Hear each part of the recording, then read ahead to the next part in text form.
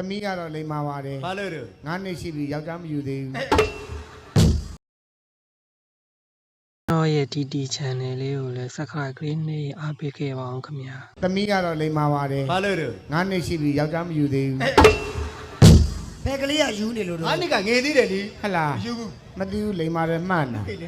သားကတော့ကြောက်တယ်နော်ဘာလို့လဲအဲ့ကောင်ရှာမှာမှဲ့ပါတယ်အဲ့ကောင်နာမည်ခေါ်တဲ့လူကတော့တန်းသေးပဲဟာဟုတ်လားဟိုတနေ့ကသူ့အဖိုးတော်တဲ့ကနေပေးသိန်းကုန်ပုတ်ပြီးပြန်ချလာတာအေးရောက်တော့နွားတွေဖြုတ်လက်တောက်ကလေးထောက်တုံးရှိသေးရဲ့ကလေးကပြေးပြီးတော့ဖူးဖူးလို့ခေါ်လိုက်တာလက်တောက်ထောက်နေနေဟာအမေတို့ပြေးသွားတာလိုက်တာအေးရှာမှာမှဲ့ပါတယ်အဲ့ကောင်ရှာသိပြင်းနေသတိထားဗျာသူနာမည်ခေါ်တဲ့လူတော့တန်းသေးပဲဟိုတနေ့ကသူ့အဖွာလဲစလိတ်တော်ရင်းနဲ့ကလေးပကတ်လွှဲတာဟုတ်လား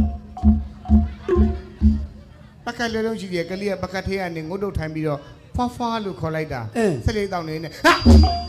အမေတို့သေသွားတာဆွမ်းဟာမင်းရတာဆိုဒီကလေးတနေ့ငါနာမည်လဲခေါ်မှာပဲအေးမင်းသတိထားဗျာဒါဆိုနေငါနာမည်ခေါ်ရင်ငါလည်းသေတော့မှာပဲဆိုပြီးသေမှာကြောက်လို့ဆိုပြီးကလေးမမြင်အောင်ပကတ်အောက်ကနေလွှဲတာဟုတ်လား